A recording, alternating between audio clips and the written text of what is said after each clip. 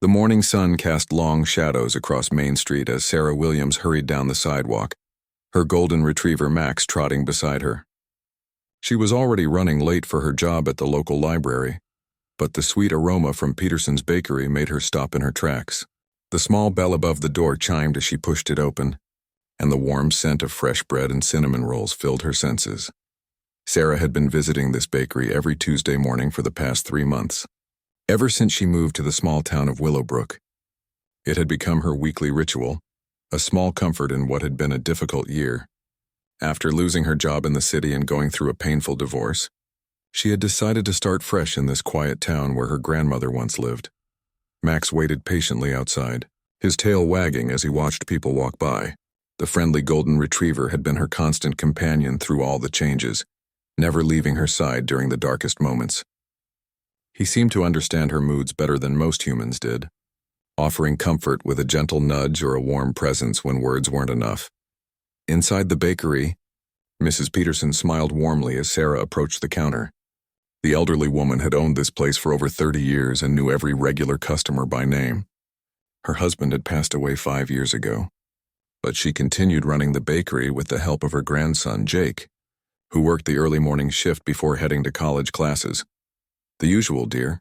Mrs. Peterson asked, already reaching for a chocolate croissant and preparing Sarah's favorite coffee blend. Sarah nodded, fumbling in her purse for her wallet. She loved how the older woman remembered her order without being asked.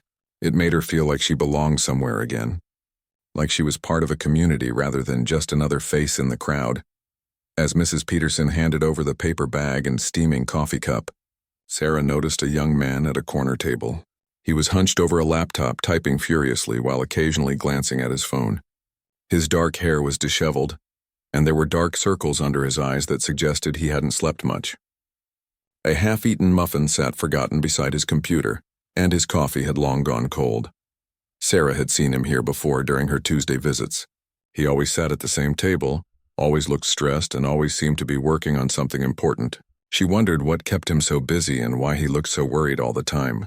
There was something about his focused determination that reminded her of herself during her college days, when she would spend hours in the library working on research papers. "That's David Chen," Mrs. Peterson whispered, noticing Sarah's curious glance. "He's been coming here every day for weeks now. Poor boy is working on some big project for his startup company. He barely eats, just drinks coffee and stares at that computer screen." Sarah felt a pang of sympathy for the stranger. She remembered what it was like to be consumed by work, to feel like everything depended on getting things just right. She had been there herself not too long ago, back when she thought her career was the most important thing in her life. Now she understood that there were more important things than professional success. As she turned to leave, Sarah's phone buzzed with a text message. She pulled it out of her purse while balancing her coffee and pastry bag, trying to read the message from her sister who lived across the country. The text was asking about her plans for the upcoming holidays, a reminder that she would be spending them alone for the first time in years. Lost in thought about her response to her sister, Sarah didn't notice the small puddle of water near the entrance where someone had tracked in moisture from the morning dew. Her foot hit the slippery spot just as she was reaching for the door handle. Time seemed to slow down as she felt herself losing balance, her coffee cup flying from her hand as she fell backward. The hot coffee splashed across the floor and her phone skittered under a nearby table. Sarah landed hard on her back, her head hitting the tile floor with a sickening thud that echoed through the suddenly silent bakery. The paper bag split open, sending her chocolate croissant rolling across the wet floor. For a moment, everything went black. When Sarah opened her eyes, she saw concerned faces looking down at her. Mrs. Peterson was kneeling beside her, her weathered hands checking for injuries, while Jake had appeared from behind the counter with a clean towel. David Chen had closed his laptop and was standing nearby, his phone already in his hand as if ready to call for help. "Don't move, sweetheart," Mrs. Peterson said gently. "You hit your head pretty hard. We should call an ambulance." Sarah tried to sit up, but a wave of dizziness washed over her. The fluorescent light seemed too bright, and she could feel a throbbing pain starting at the back of her head. She blinked several times, trying to focus on the faces around her, but everything seemed slightly blurry. Outside, Max had heard the commotion and was scratching at the door, whining with increasing urgency. The dog's acute hearing had picked up the sound of his owner's fall, and his protective instincts were telling him something was wrong. He began to pace back and forth in front of the bakery window, his golden coat catching the morning sunlight as he searched for a way to get inside. Mrs. Peterson's grandson Jake unlocked the door to let the anxious dog in. Max bounded through the entrance, his nails clicking on the tile floor as he rushed to Sarah's side. Without hesitation, he lay down next to her, pressing his warm body against her arm as if trying to provide comfort and stability. The dog's presence seemed to calm Sarah immediately.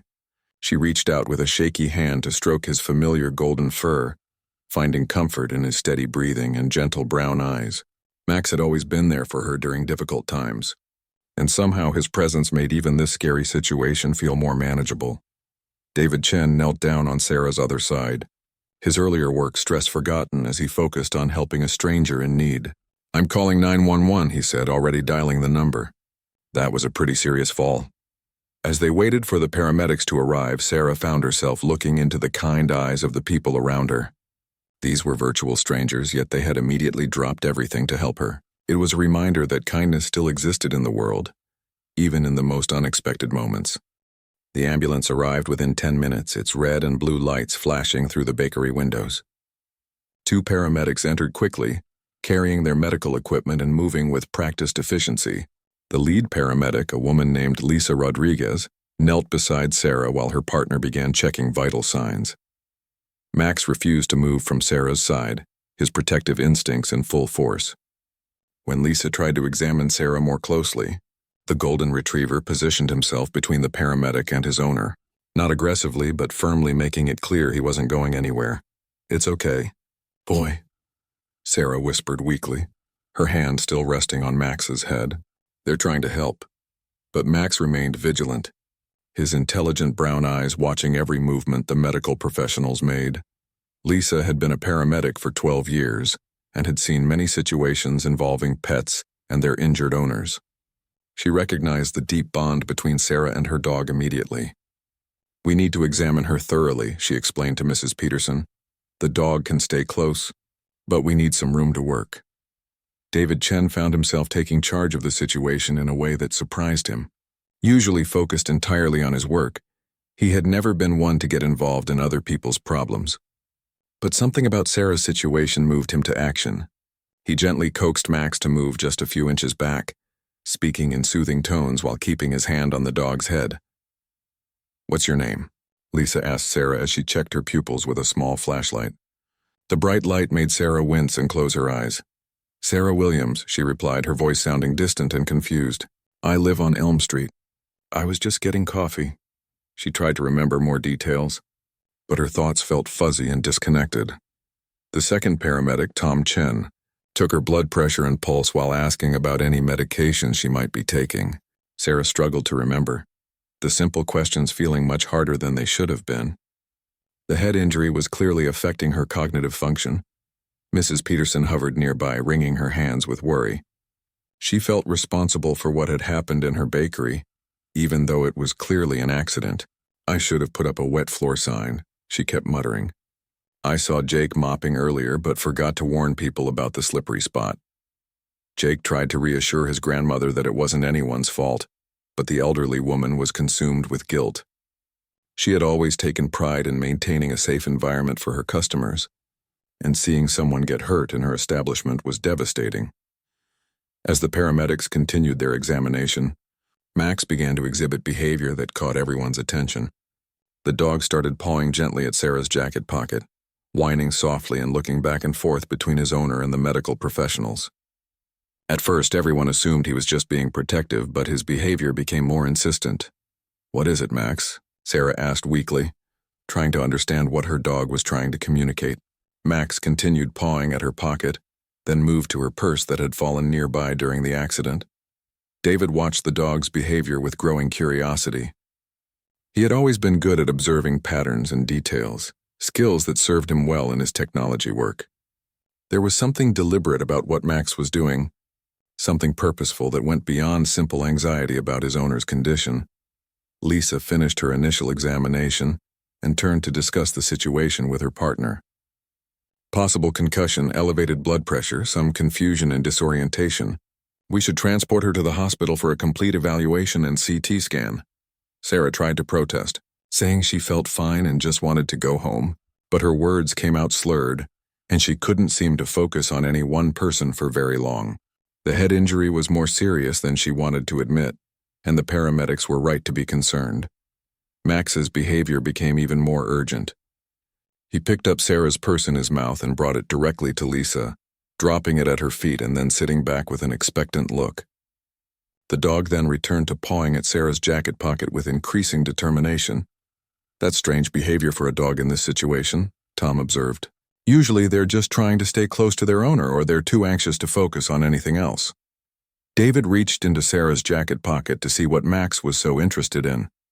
His fingers found a small plastic bottle, and when he pulled it out, everyone could see it was a prescription medication bottle. The label read Sarah Williams and listed a medication for epilepsy. Lisa's expression immediately became more serious as she read the prescription bottle. "This changes things significantly. Has she had any seizures recently?" she asked, looking around the group. Mrs. Peterson shook her head, explaining that Sarah had been a regular customer for months, but had never mentioned any medical conditions. Jake added that she had always seemed perfectly healthy during her visits. Max continued to act strangely, now moving to different areas of the bakery and sniffing the air with intense concentration. His behavior was unlike anything Sarah had ever seen from him before. The usually calm and well-behaved dog seemed to be searching for something specific. "How long have you had epilepsy?" Lisa asked Sarah gently as she prepared to start an IV line. The medication bottle indicated it was a serious neurological condition that could complicate her treatment. Sarah looked confused and tried to shake her head, which made her dizziness worse. "I don't have epilepsy. That's not my medication. I don't know why that was in my pocket." David examined the prescription bottle more carefully. The name was definitely Sarah Williams, and the address matched what she had given the paramedics. But the prescription date was from 2 weeks ago, and Sarah seemed genuinely confused about the medication.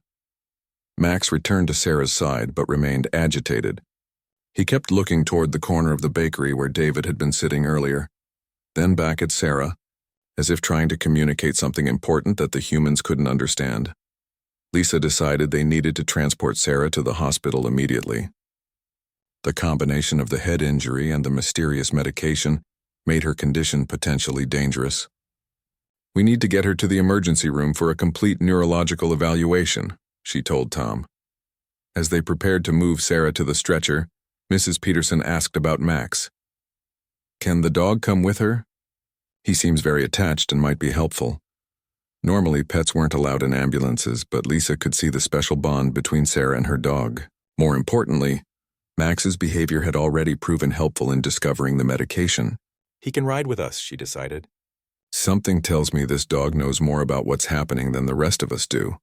David found himself volunteering to follow the ambulance to the hospital in his car. He told himself it was just to make sure Sarah was okay, but truthfully he was intrigued by the whole situation.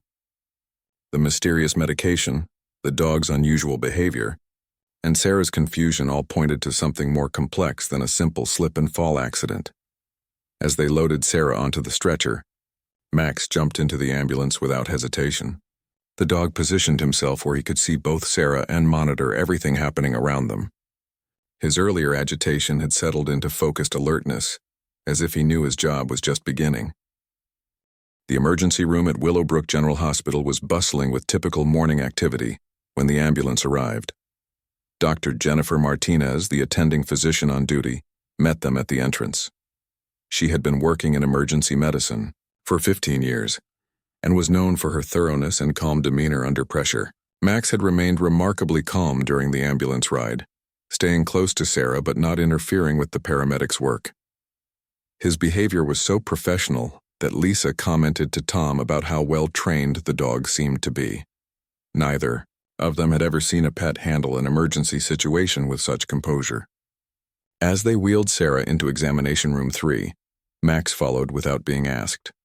Dr. Martinez raised an eyebrow at the dog's presence, but Lisa quickly explained how Max had discovered the medication and exhibited unusual behavior throughout the incident. "Interesting," Dr. Martinez mused as she began her examination. Dogs can sometimes sense medical conditions that humans miss. There have been documented cases of dogs detecting seizures, diabetic episodes, and other health emergencies before they happen. Sarah's condition had improved slightly during the ambulance ride, but she was still experiencing confusion and dizziness. When Dr. Martinez asked about her medical history, Sarah insisted she had never been diagnosed with epilepsy and had no idea how the medication ended up in her possession. David arrived at the hospital shortly after the ambulance and was surprised to find himself genuinely worried about a woman he had never actually spoken to before today. He sat in the waiting room, occasionally checking his phone for work messages, but finding it difficult to concentrate on anything other than Sarah's condition. In the examination room, Max continued his vigilant behavior. He had positioned himself in the corner where he could observe both Sarah and the medical staff. Every few minutes he would approach Sarah and sniff around her head and neck area, then return to his watching position. Dr. Martinez ordered a CT scan to rule out any serious brain injury from the fall. She also requested blood work to check for various conditions and to see if there were any traces of the epilepsy medication in Sarah's system. The mystery of the prescription bottle needed to be solved before they could properly treat her. While waiting for the test results, a nurse named Patricia Kumar entered the room to take Sarah's vital signs. She immediately noticed Max's attentive behavior and commented on how unusual it was for a pet to be so focused and alert in a medical setting. "Has he had any special training?" Patricia asked Sarah as she checked her blood pressure. "He's acting almost like a medical alert dog." Sarah shook her head, wincing slightly at the movement. "Max is just a regular pet. I adopted him from the shelter 2 years ago. He's always been protective, but nothing like this." Max suddenly became agitated again, moving closer to Sarah and pawing gently at her arm. His ears were perked up, and he seemed to be listening to something the humans couldn't hear. The dog's behavior was becoming increasingly purposeful and specific. Dr. Martinez paused in her examination to watch Max more carefully. She had heard about dogs who could detect changes in their owner's brain chemistry or electrical activity, but she had never witnessed it firsthand. "Has he ever acted like this before?" she asked Sarah. "Never," Sarah replied, reaching out to stroke Max's head. "He's usually very calm and well-behaved. I don't understand what's wrong with him today." The CT scan results came back negative for any serious brain injury, which was a relief to everyone. However, the blood work revealed something unexpected. There were indeed traces of the epilepsy medication in Sarah's system, even though she had no memory of taking it. Dr. Martinez studied the lab results with growing concern. The medication level suggested Sarah had been taking the drug regularly, not just once or twice. This contradicted everything Sarah believed about her own medical condition. Max's behavior suddenly intensified. He began whining and pawing more urgently at Sarah, his movements becoming more insistent. The dog seemed to be trying to warn everyone about something that hadn't happened yet. "Doctor," Patricia called out, her voice carrying a note of alarm. "Her heart rate is increasing and her pupils are dilating." Dr. Martinez immediately moved to Sarah's side, checking her vital signs while Max continued his agitated behavior. The dog seemed to know something was about to happen before any of the medical equipment or human observation could detect it. Within seconds, Sarah began to convulse. Her body stiffened and then started shaking uncontrollably as she experienced a full seizure. Max immediately positioned himself beside the bed, his earlier agitation transforming into a calm, protective stance, as if he had been preparing for this exact moment. Dr. Martinez and Patricia worked quickly to ensure Sarah's safety during the seizure, turning her on her side and monitoring her airway. Max never left his position, seeming to understand instinctively that his job was to stay close but not interfere with the medical professionals. The seizure lasted about 3 minutes, though it felt much longer to everyone watching. When it finally ended, Sarah was unconscious and breathing heavily. Max gently nudged her hand with his nose as if checking on her condition. "That explains the medication," Dr. Martinez said grimly as she checked Sarah's vital signs. "She clearly has epilepsy, but for some reason, she has no memory of being diagnosed or treated for it. Patricia prepared additional medications to prevent further seizures while Dr. Martinez called for a neurologist consultation.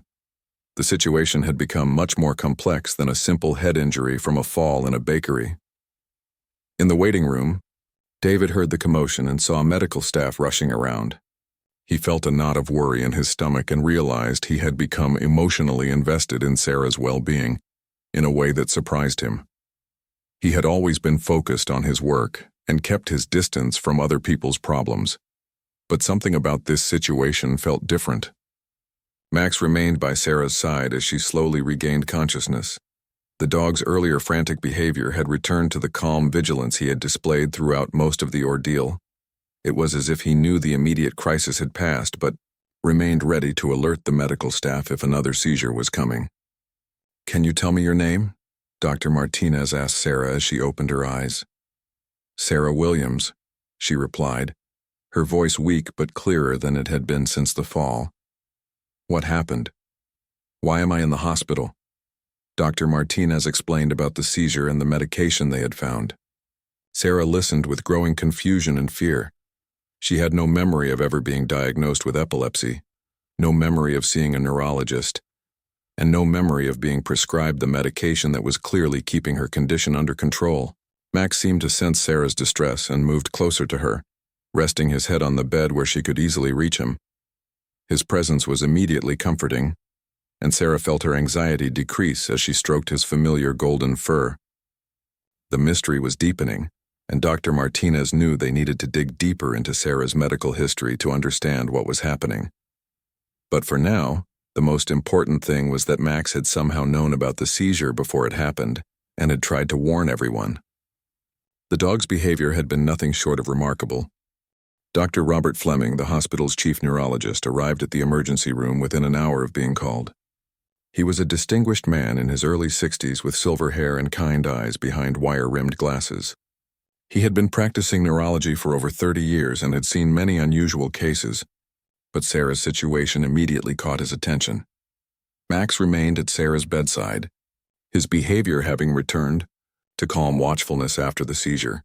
Dr. Fleming noticed the dog immediately and was intrigued by Patricia's report of how Max had predicted the seizure before any medical equipment or human observation could detect it.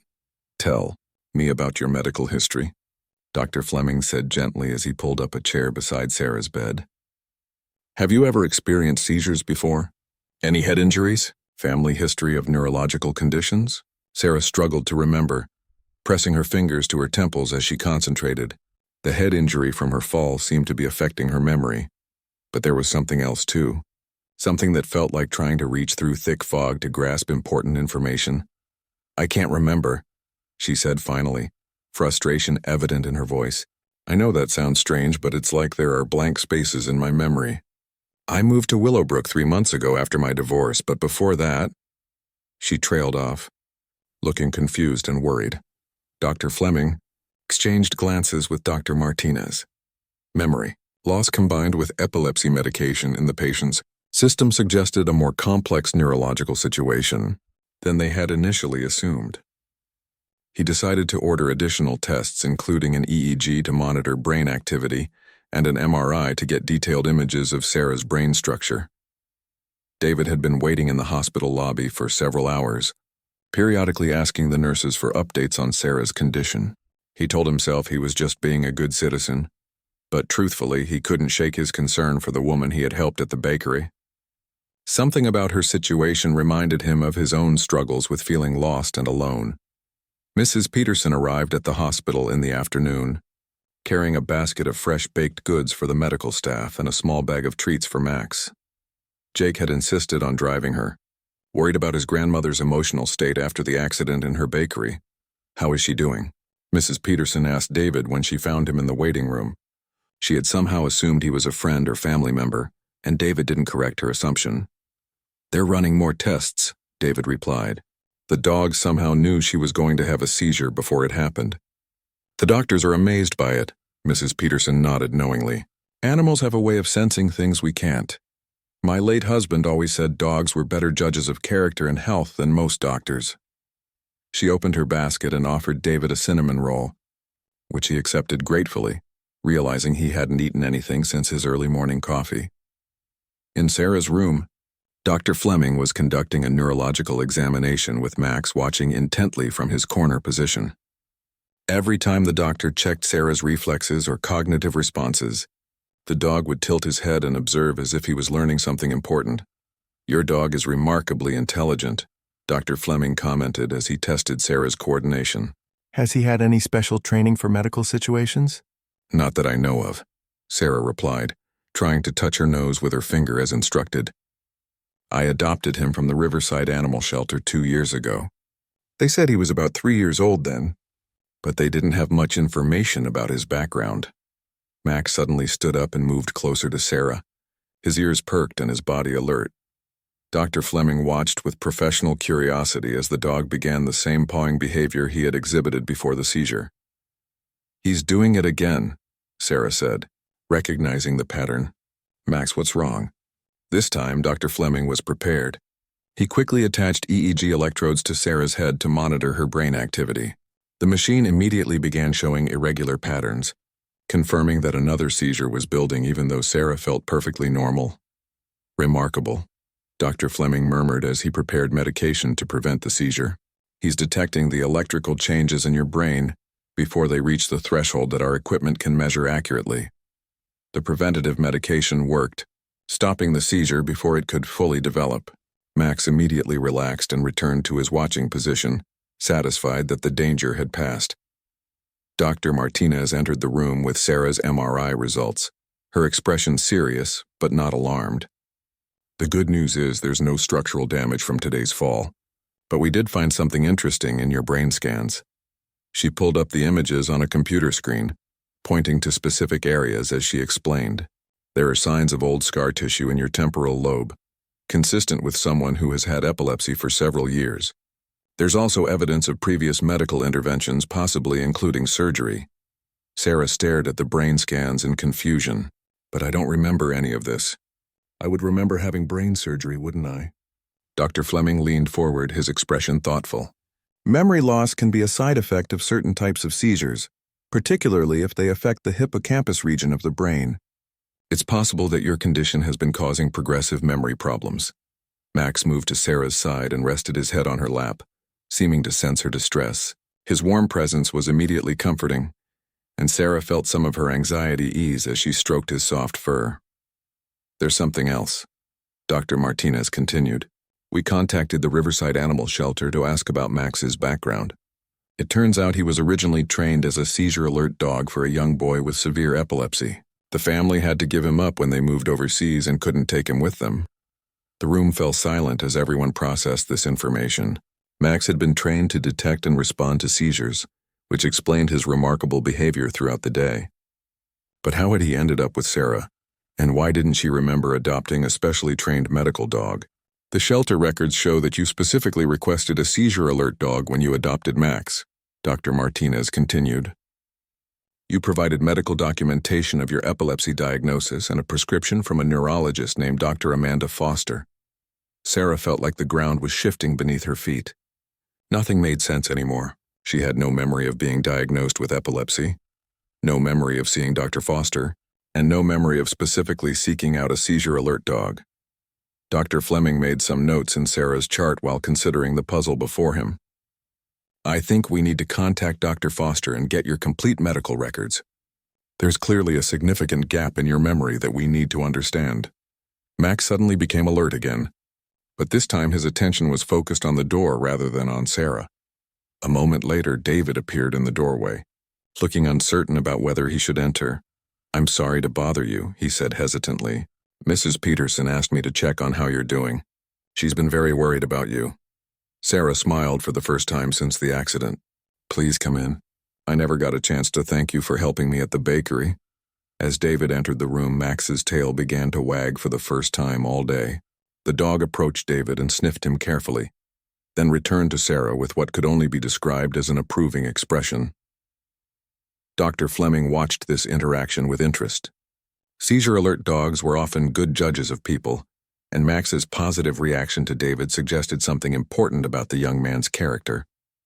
Perhaps Sarah wouldn't have to face this medical mystery alone after all. The next morning brought new revelations that would change everything Sarah thought she knew about her life. Dr. Fleming had managed to contact Dr. Amanda Foster, who worked at a specialized epilepsy center 3 hours away in the state capital.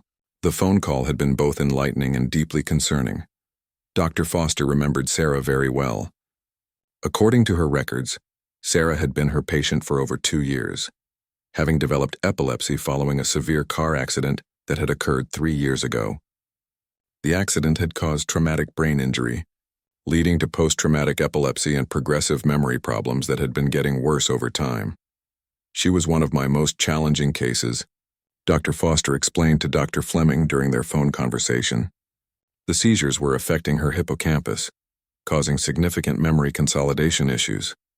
She would often forget appointments, medication schedules, and even entire conversations we had just days before. The medical records painted a picture that was completely foreign to Sarah's current understanding of her life. She had been married to a man named Richard Williams, and they had been driving home from a dinner party when a drunk driver ran a red light and hit their car head-on. Richard had died instantly, while Sarah had spent 3 weeks in a coma and months in rehabilitation. Max had been with Sarah throughout most of her recovery process. After her first seizure alert dog had to be retired due to age, Dr. Foster had recommended that Sarah work with the Riverside Animal Shelter to find Max, who had recently become available after his previous family's relocation. Dr. Fleming sat down with Sarah to share this information gently. David had volunteered to stay with her for support, having formed an unexpected bond with both Sarah and Max over the past 24 hours. Mrs. Peterson was also present, having insisted on being there for Sarah during this difficult revelation. "I don't remember any of this," Sarah said quietly, tears streaming down her face as Dr. Fleming showed her the medical records. "I don't remember being married. I don't remember a car accident. I don't even remember my husband dying." Max immediately moved to Sarah's side, pressing against her legs and offering the comfort he had been trained to provide during difficult moments. His presence seemed to help Sarah maintain her composure as she tried to process the overwhelming information. The memory loss was more extensive than anyone had initially realized.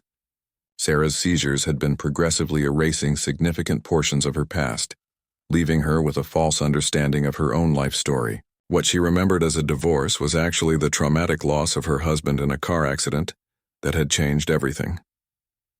"The medication you've been taking has been controlling the seizures quite well," Dr. Fleming explained. "But the memory issues have been ongoing. According to Dr. Foster's notes, you were living independently and managing your condition with Max's help, but you required regular checkups and medication adjustments." David found himself deeply moved by Sarah's situation. He had initially been drawn to help because of the unusual circumstances, but now he was seeing a woman who had lost not just her memory, but her entire understanding of who she was and what her life had been. "There's more," Dr. Fleming continued carefully. "According to the records, you moved to Willowbrook because it was where you and your husband had planned to retire someday. You had visited here on vacation and talked about buying a house near the lake. Your subconscious mind may have guided you here even though you couldn't consciously remember why." Mrs. Peterson wiped tears from her eyes as she listened to Sarah's story. "You mentioned your grandmother lived here once," she said softly. "But according to these records, you don't have any family connections to Willowbrook. You came here because of your husband's dreams." The revelation explained so much about Sarah's behavior over the past 3 months. Her Tuesday morning visits to the bakery, her choice of the small apartment on Elm Street, even her decision to adopt Max from a shelter 3 hours away.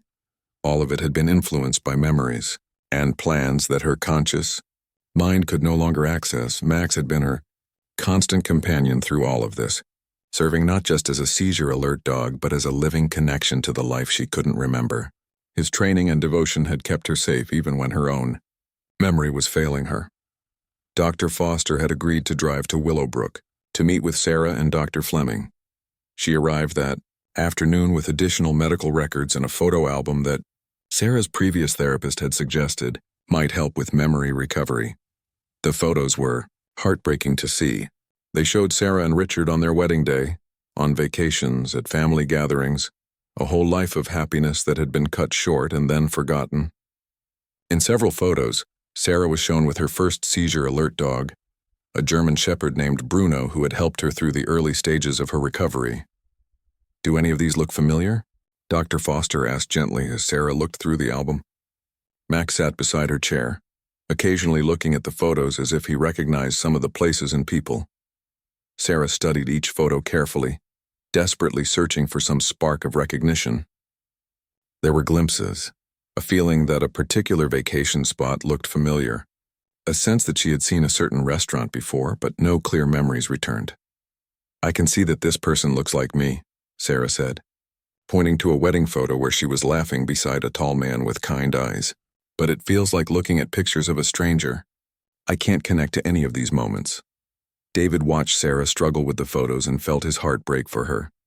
He had complained about his own problems with work stress and startup pressures, but they seemed trivial compared to what Sarah was facing. She had lost not just her memory, but her entire identity and the love of her life.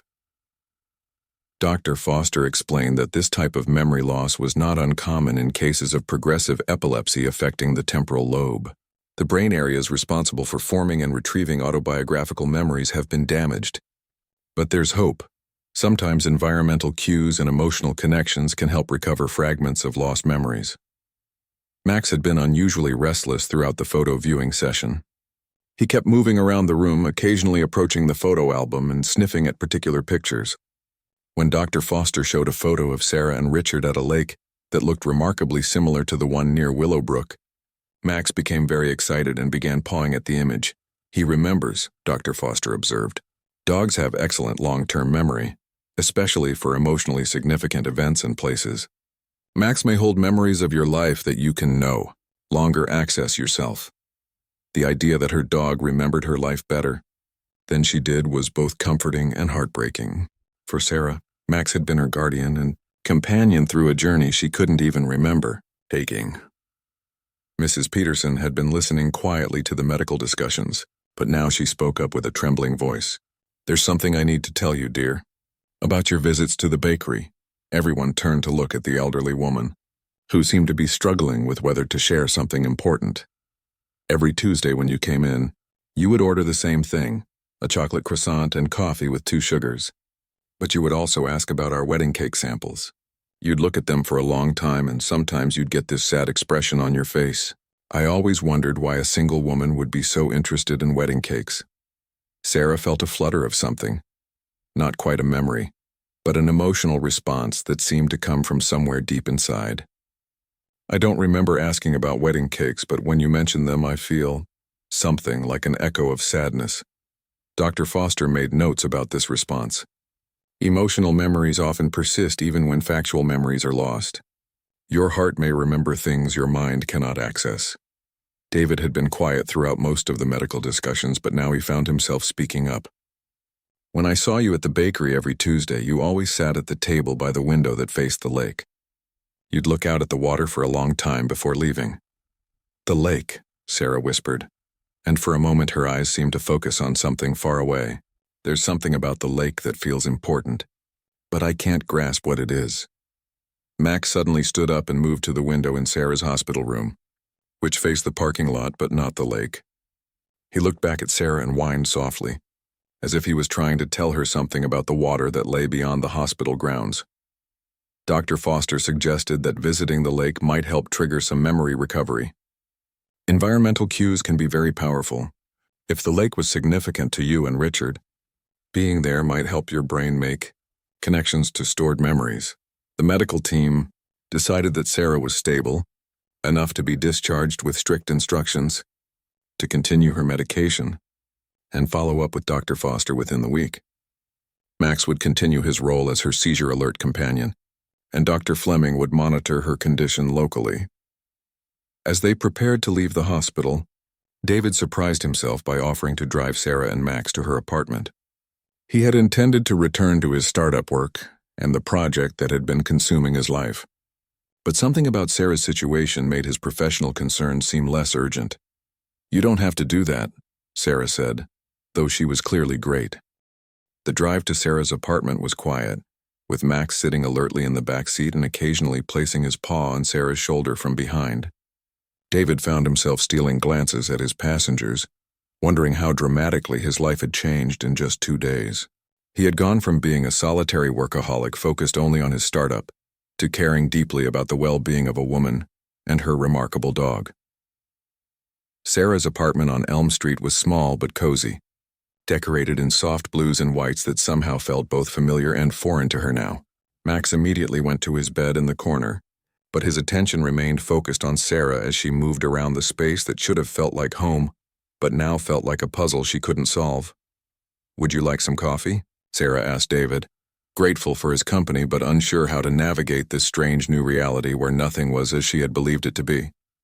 David accepted, partly because he could see that having something normal to do was helping Sarah cope with the overwhelming revelations of the past day. As she moved around the small kitchen, he noticed how Max tracked her every movement, ready to alert if he sensed any signs of an approaching seizure. The apartment held clues to Sarah's forgotten life that she was only now beginning to recognize. There was a wedding ring on a chain hanging from her bedroom mirror, something she had assumed belonged to her grandmother, but now realized was her own. Tucked in a drawer were business cards for Dr. Foster and the Epilepsy Center, along with appointment reminders that Sarah had been unable to understand until now. Most telling of all was a framed photo on her bedside table that she had always assumed showed her with a close friend. Looking at it now with new knowledge, she could see it was clearly a romantic photo of her and Richard, taken by the lake that bordered Willowbrook. Max was in the background of the photo, younger but unmistakably the same dog who now watched over her. "He's been taking care of me all this time, hasn't he?" Sarah said softly as she handed David his coffee, "even when I couldn't remember why I needed taking care of." David nodded, impressed by the loyalty and intelligence of the golden retriever who had become the guardian of Sarah's forgotten life. "He's remarkable. I've never seen anything like what he did at the bakery and the hospital." As if sensing he was being discussed, Max approached them and sat down, his expression serious and attentive. David reached out to pet him, and was surprised when the dog gently took his wrist in his mouth, not biting but holding it carefully while looking directly into David's eyes. "What's he doing?" David asked, slightly alarmed by the unexpected behavior. Sarah watched the interaction with growing amazement. "I think he's checking your pulse. Dr. Foster mentioned that seizure alert dogs sometimes monitor the heart rates and stress levels of people around their owners. He might be making sure you're not a threat to me." Max held David's wrist for another few seconds, then released it and wagged his tail, apparently satisfied with whatever he had detected. The dog then surprised them both by bringing David one of his toys, a behavior that Sarah had never seen him display with strangers before. "I think you've been approved," Sarah said with her first genuine smile since the accident. Max doesn't usually warm up to people so quickly. The approval of the highly trained dog meant more to David than he expected. He had always been somewhat awkward in social situations, preferring the logical world of technology to the complexities of human relationships, but Max seemed to see something in him that others often missed. That evening, David found himself reluctant to leave. He told himself it was because Sarah might need help if she had another seizure, but truthfully, he was beginning to care about both Sarah and Max in a way that went beyond simple concern for their well-being.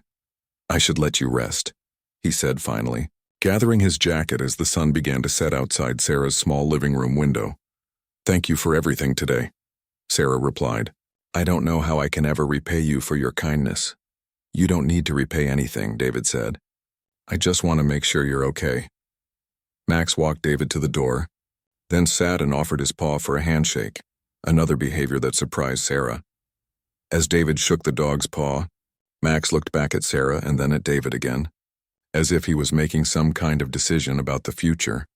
After David left, Sarah sat on her couch with Max beside her, looking through the photo album Dr. Foster had left with her. She was hoping that the familiar environment of her apartment might help trigger some memories, but the photos remained foreign to her conscious mind. However, as she looked at pictures of herself and Richard by the lake, she began to feel something stirring, not quite memories, but emotions that seemed to rise from somewhere deep inside her. Love, happiness, devastating loss, and a profound sense of something important that had been taken away. Max seemed to sense her emotional state and pressed closer to her, his warmth and solid presence providing comfort during the difficult process of trying to reconnect with a forgotten life. His brown eyes held a wisdom that went beyond typical canine intelligence, as if he understood exactly what she was going through. The next morning brought an unexpected visitor. David appeared at Sarah's door early, carrying coffee from Peterson's bakery and looking slightly nervous about his presumption in returning so soon. "I brought your usual Tuesday order," he said, holding up the familiar paper bag and coffee cup. "I thought maybe maintaining your routine might help with the memory recovery process." Sarah was touched by his thoughtfulness, but also curious about his motivation. "Don't you have work to do? Mrs. Peterson mentioned you've been spending a lot of time at the bakery working on some important project." David's expression became serious. "I've been working on a startup for the past year, trying to develop an app that helps people manage medical conditions.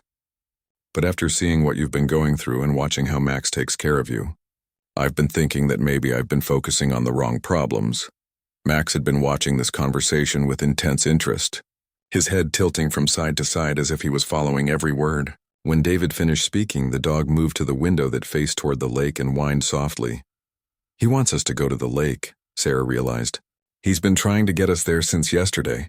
David looked at Sarah uncertainly. "Do you want to go?" Dr. Foster said environmental cues might help with memory recovery. Sarah felt a flutter of nervousness mixed with hope. "I'm scared of what I might remember, but I'm also scared of never remembering. Maybe it's time to find out what Max has been trying to show me." The three of them set out for the lake on foot. Since it was only a few blocks from Sarah's apartment, Max walked ahead of them, his tail wagging with anticipation as if he knew something important was about to happen. For the first time since the accident at the bakery, he seemed truly excited rather than simply protective. As they approached the water, Sarah felt her heart rate increase and her breathing become shallow. Max immediately noticed her distress and moved to her side, pressing against her legs in the way he had been trained to provide deep pressure therapy for anxiety. The lake was beautiful in the morning light, with gentle waves lapping against the shore and sunlight dancing on the water's surface. But for Sarah, looking at it felt like standing at the edge of a vast mystery that held both the key to her past and the fear of unbearable pain. Max led them to a specific spot on the shore where there was a wooden bench overlooking the water. As soon as they reached it, the dog sat down and looked expectantly at Sarah, his tail wagging as if he was proud to have brought her to this important place. As Sarah sat down on the wooden bench, something extraordinary happened. The combination of the lake view, the morning light, and Max's excited presence seemed to unlock something deep in her mind. Images began to flash through her consciousness, not complete memories, but fragments that felt achingly familiar. She saw herself sitting on this same bench with a tall man who had kind eyes and a gentle smile. She could almost hear his voice saying something about building a house nearby someday. The emotions accompanying these fragments were overwhelming: pure love, contentment, and dreams of a future that would never come to pass. "Richard," she whispered, and as she spoke his name, Max's tail wagged furiously as if he had been waiting months for her to remember. David sat quietly beside her, sensing that something profound was happening. He watched as tears streamed down Sarah's face, but they didn't seem to be tears of sadness alone. There was recognition there, and perhaps even gratitude for being able to connect with her lost past. More fragments came flooding back. She remembered Richard proposing to her on this very bench during a vacation to Willowbrook, 2 years before the accident. She remembered the plans they had made to buy a small house by the lake when they retired. She remembered how much Richard had loved this peaceful little town, and how he had joked that it was the perfect place to grow old together. Max had been part of those memories too. She remembered getting him after her first seizure-alert dog had to retire, and how Richard had helped train Max to respond to her specific seizure patterns. Richard had called Max our guardian angel, and had been amazed by the dog's intuitive understanding of Sarah's condition. "He brought me here because Richard would have wanted me to be here," Sarah said through her tears. "Even though I couldn't remember why, Max knew this was where I belonged. The memories were incomplete and fragmented, but they were real." Sarah could feel the truth of them in her heart, even if her damaged brain couldn't provide all the details. Max had been guarding not just her physical well-being, but her connection to the love and dreams that had shaped her life. David felt privileged to witness this moment of recovery, but also deeply moved by the profound bond between Sarah and her remarkable dog. "He's been keeping your husband's memory alive for you," he said softly. Sarah reached down to stroke Max's head, and the dog leaned into her touch with obvious joy. For the first time since she had adopted him, she truly understood what he had been doing for her. He had been more than a medical alert dog. He had been the keeper of her heart's memory. As they sat by the lake, Sarah found herself able to share stories about Richard that were returning to her in pieces. She remembered his love of cooking, his terrible jokes that always made her laugh anyway, and his dream of opening a small bookstore in a town just like Willowbrook. He would have loved this place, she said, looking out over the peaceful water. He always said big cities were too noisy for people who wanted to really listen to each other. David listened to these recovered memories with growing admiration for the love Sarah and Richard had shared. It made him think about his own life and how much time he had spent focused on work instead of building meaningful connections with other people. Max suddenly became alert and moved closer to Sarah, his professional demeanor returning as he detected the early signs of seizure activity. But this time, Sarah was aware of what was happening and was able to take her emergency medication before the seizure could fully develop. "Thank you, Max," she said, hugging the dog as the medication took effect. "I understand now. You've been taking care of me the way Richard would have wanted you to." The prevented seizure seemed to trigger even more memory recovery. Sarah remembered more details about her life with Richard, about the accident that took him away, and about the difficult years of recovery that had followed. She remembered choosing to move to Willowbrook, not because of a forgotten grandmother, but because it was where she and Richard had planned to build their life together. David realized that he was witnessing something extraordinary. Not just medical recovery, but a resurrection of love and hope that had seemed lost forever. He found himself thinking about his own future differently, wondering if there might be room in his life for something more meaningful than just professional success. As the sun climbed higher in the sky, Mrs. Peterson appeared on the walking path that circled the lake. She had brought a picnic basket and was clearly not surprised to find them at the bench by the water. "I had a feeling you might be here," she said with a knowing smile. "This bench has been waiting for you to come back for quite some time." Sarah looked at the elderly woman with new understanding. "You knew, didn't you? About Richard and our plans for Willowbrook?" Mrs. Peterson nodded gently. "He came into the bakery when you two visited 3 years ago. Talked my ear off about how perfect this town was and how he couldn't wait to move here with his wife. When you started coming in alone looking so lost, I hoped someday you'd remember what brought you here." The revelation that Mrs. Peterson had been quietly looking after her, knowing more about her story than Sarah herself had known, was both touching and overwhelming. Sarah realized that she had not been as alone in Willowbrook as she had believed. The community had been caring for her in ways she couldn't even remember. Max had been watching this reunion with obvious satisfaction, as if he had orchestrated the whole thing. He moved from person to person, receiving pets and treats, but always returning to Sarah's side where he belonged. As they shared Mrs. Peterson's picnic lunch by the lake, David made a decision that surprised even him. "I've been thinking about changing the focus of my startup," he announced. "Instead of just another medical app, what if we created something specifically to help people with memory-related conditions? Something that could work with seizure-alert dogs to provide comprehensive care?" Sarah looked at him with amazement. "You'd do that?" "We'd do that," David corrected, looking at both Sarah and Max. "If you'd be willing to help. Your experience, combined with Max's abilities, could help develop something that could change lives for people dealing with similar conditions." Max's tail wagged enthusiastically, as if he approved of the plan. Mrs. Peterson clapped her hands together with delight. Richard would have loved that idea. He always said the best way to honor difficult experiences was to use them to help other people. As the afternoon sun began to set over the lake, Sarah felt something she hadn't experienced in years: hope for the future. She might never recover all of her lost memories, but she had recovered the most important ones. She remembered love, she remembered dreams, and she remembered that she was not alone in the world. Max had been her bridge between the past she couldn't remember and the future she was now ready to embrace. He had kept her safe, guided her to the right place, and even helped her find the right people to share her journey with. David reached over and took Sarah's hand, a gesture that felt both new and somehow familiar. Max immediately moved to sniff their joined hands, then sat back with what could only be described as a satisfied expression. "I think he approves," Sarah said with a laugh that felt like the first genuine happiness she had experienced in longer than she could remember. As they packed up their picnic and prepared to head back to town, Sarah took one last look at the lake where her story with Richard had begun, and where her new story with David and their extended Willowbrook family was now beginning. Max had brought her full circle, from loss to recovery, from isolation to community, from despair to hope. The golden retriever walked beside them as they headed home, his job as guardian and guide continuing, but now expanded to include new people and new possibilities. He had proven that love, loyalty, and the determination to care for others could overcome even the most devastating challenges. In saving Sarah, Max had also saved the memory of Richard's love and ensured that it would continue to make a difference in the world. Mrs. Peterson walked with them, chattering about plans for David to work from the bakery when he needed a break from his apartment, and ideas for community events that could help other people who might be struggling with similar challenges. The small town that had provided refuge was now becoming the foundation for something larger and more meaningful.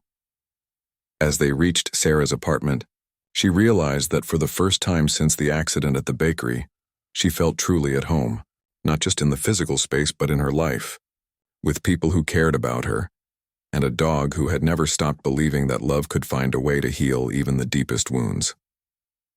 Max settled into his bed that evening with the contentment of a job well done, but his alert eyes suggested he was ready for whatever adventures tomorrow might bring.